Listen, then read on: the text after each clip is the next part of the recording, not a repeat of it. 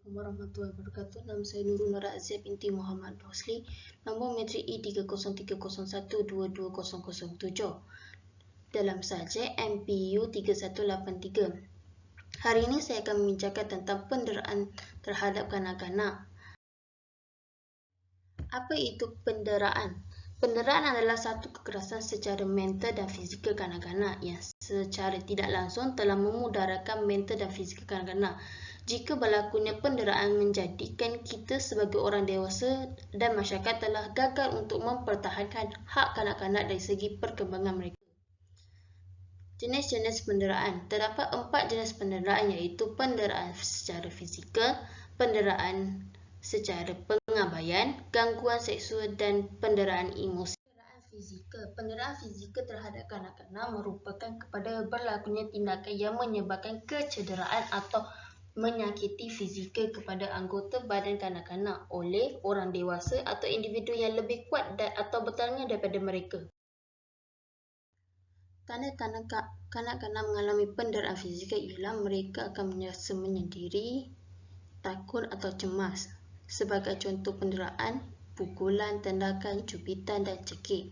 Kesan daripada penderaan fizikal, kanak-kanak akan mengalami masalah emosi, kecacatan anggota badan dan kecederaan otak dan paling teruk adalah kematian.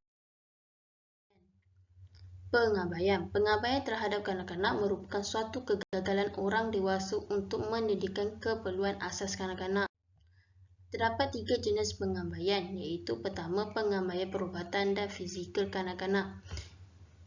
Pengabaian perubatan dan fizikal kanak-kanak adalah kegagalan orang dewasa untuk menyediakan rawatan perubatan yang diperlukan kepada kanak-kanak, termasuk pemeriksaan kesihatan berkala dan rawatan untuk penyakit atau kecederaan.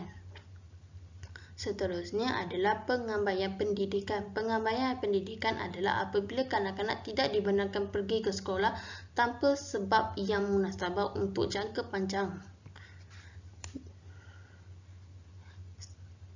Selain itu, pengabaian emosi adalah bentuk pengabaian yang sukar dikenal pasti dan sering kali tidak kelihatan secara fizikal. Ini melibatkan kegagalan memberi kasih sayang, perhatian dan sokongan emosi yang diperlukan kepada kanak-kanak.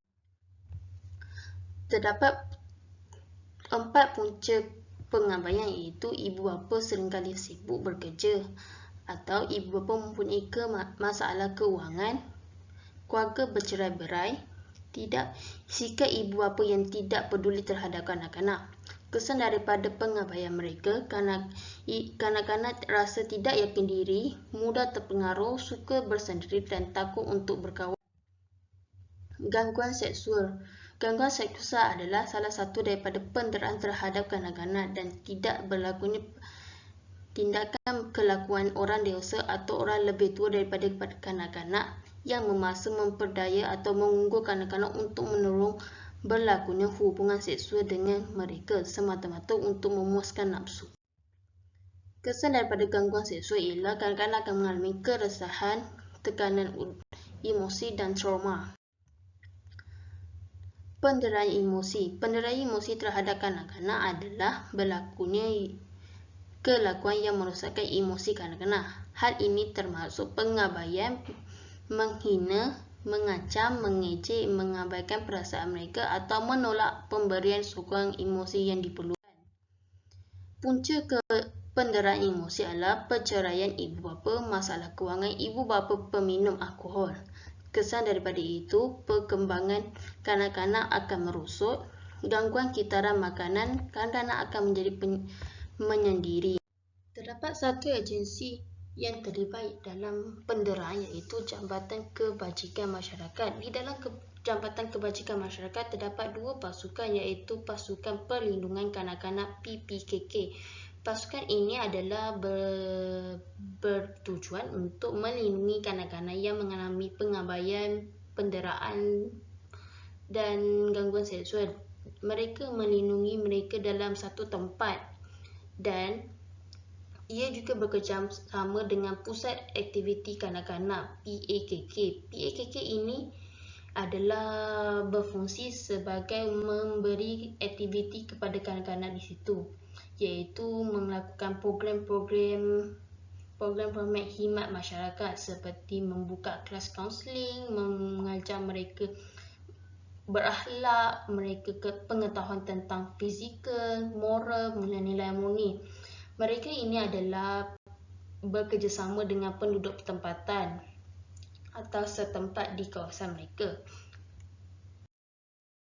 Ada dua cadangan untuk mencegah penderaan. Yang pertama, menyelidik latar belakang pengasuh. Ibu bapa perlu berhati-hati apabila memilih atau mengambil pengasuh untuk kanak-kanak atau penjaga agar tidak mempunyai penderaan. Ibu bapa boleh melihat latar belakang mereka seperti pernah ada kes untuk penderaan atau tidak. Selain itu, memastikan bahawa setiap pengasuh atau penjaga perlu mempunyai pendidikan dalam peringkat awal kanak-kanak kerana ia adalah satu perkara yang penting untuk kita sebagai orang dewasa untuk melindungi kanak-kanak tidak terjadinya apa-apa penderaan sebelum itu. Selain itu, kita boleh mengajar kanak-kanak tentang gangguan seksual seperti mengajar apa itu tempat yang tidak boleh dipegang oleh orang lain di diri mereka, suatu perkara yang memalukan atau mengancam mereka sebagai gangguan seksual. Hal ini agar kanak-kanak tidak malu untuk mengadu atau memberitahu kita jika seseorang melakukan kepadanya. Oleh itu, tamat sudah pembentangan saya pada hari ini. Terima kasih.